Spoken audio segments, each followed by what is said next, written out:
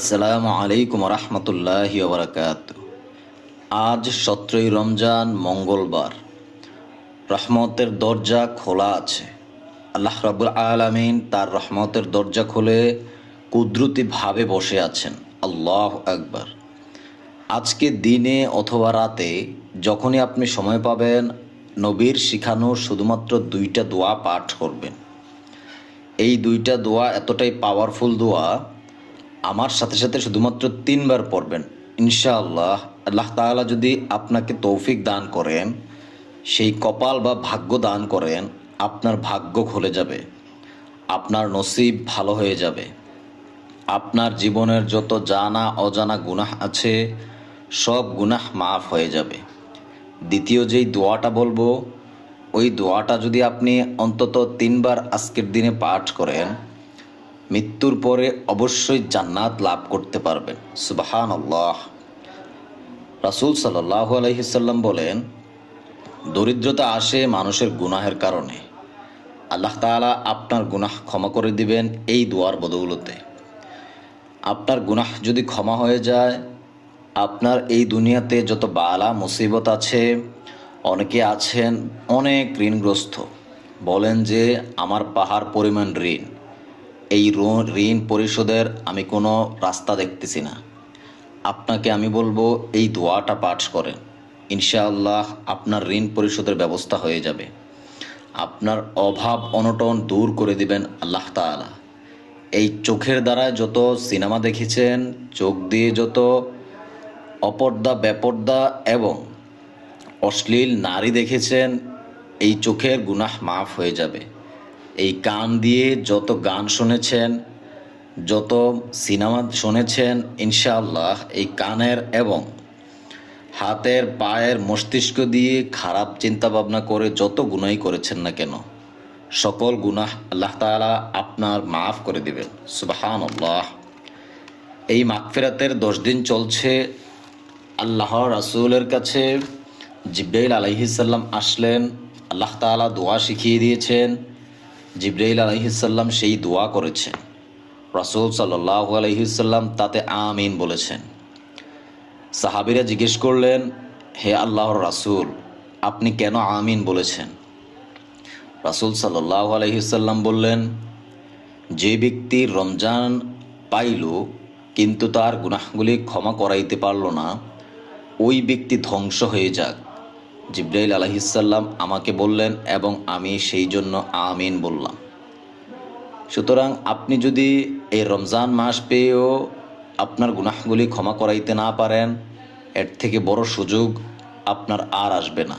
আল্লাহ তাআলার লানত আপনার উপরে, আল্লাহ তাআলার গজব হবে আপনার উপরে।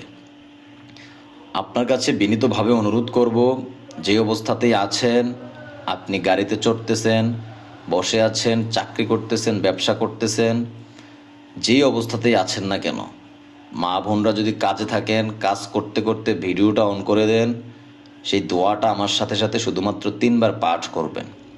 2টা দোয়া বলবো, 2টা দোয়াই 3বার করে পাঠ করবেন। আর একটা কথা হচ্ছে, যখনই ইসলামিক কোনো ভিডিও পাবেন, শেয়ার করে দিয়ে পরিবার পরিজন যারা আছে তাদেরকে দেখার এবং আমল করার সুযোগ করে দিবেন। আপনি যদি তাদেরকে আমল করার সুযোগ করে দেন, ইনশাআল্লাহ ওই আমলের সওয়াব আপনার আমলনামায় কিয়ামত পর্যন্ত উঠতে থাকবে। সুবহানাল্লাহ। তো গুনাহ মাফের সেই ছোট্ট দোয়াটা কি আমি বলতেছি, তারপর আপনি আমার সাথে সাথে পড়বেন। আল্লাহুম্মা গফিরলি ওয়া লিওয়ালিদাইয়া ওয়া লিমুসলিমিনা ওয়া মুসলিমাত। খুবই ছোট দোয়া, পড়েন। আল্লাহুম্মা মাগফিরলি ওয়ালিদাইয়া ওয়া লিমুসলিমিনা ওয়া মুসলিমাত। কেন পড়বেন আপনি এই দোয়াটা? এটার অর্থটা একটু শুনেন। হে আল্লাহ, আমাকে, আমার পিতামাতাকে এবং সকল মুসলিম পুরুষ ও নারীকে ক্ষমা করুন। মাশাআল্লাহ, কি সুন্দর অর্থ দেখেন। হে রব্বুল আলামিন, যারা এই ভিডিওটা দেখতেছে, এই দোয়াটা পড়তেছে, তাদেরকে এই রমজানের ওসিলায়, এই দোয়ার ওসিলায় সমস্ত গুনাহগুলি মাফ করে দিয়েন। জানা অজানা, প্রকাশ্যে গোপনে, কবিরা সগিরা যত গুনাই করেছে না কেন, এই মাহে রমজানের বরকতের ওসিলায় তাদেরকে মাফ করে দিয়েন। তাদের যত হালাল মনের আশা আছে, সকল আশা আপনি পূরণ করে দিয়েন। এই দুনিয়ার যত বালা মুসিবত আছে, সকল কিছু থেকে আপনি হেফাজত করিয়েন রব্বুল আলামিন। এখানে অনেকেই আছে যাদের বাবা নাই, যাদের মা নাই, যাদের বাবা মা আছে এই দুনিয়াতে কিন্তু অসুস্থ। আপনি সবাইকে মৃত্যুর পরে জান্নাত দান করিয়েন রব্বুল আলামিন। যারা অসুস্থ আছে তাদেরকে তাড়াতাড়ি সুস্থ করে দিয়েন। হে আল্লাহ, এক বোন দোয়া চেয়েছেন, আজকে অনেক বছর যাবৎ বিয়ে হয়েছে কিন্তু সন্তান হচ্ছে না। রব্বুল আলামিন, ওই বোনকে আপনি নেকওয়ালি একটা সন্তান দান করিয়েন, আমিন। দয়া করে অবশ্যই সবাই কমেন্ট বক্সে আমিন লিখে যাবেন, কেননা কার দোয়া কখন কবুল হয়ে যায় তা বলা যায় না।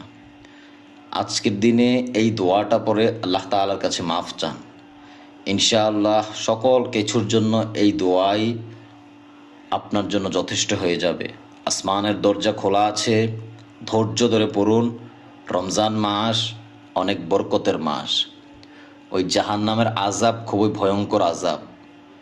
গুনাহগার ব্যক্তির মৃত্যু থেকে শুরু করে আখিরাতের সারা জীবনটাই কষ্টের।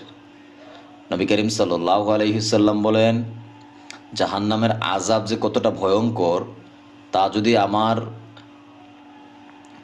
যদি আমার বান্দারা জানতো, অথবা আমার যারা মুমিনরা জানতো, তারা আর কখনো গুনাহ করতো না।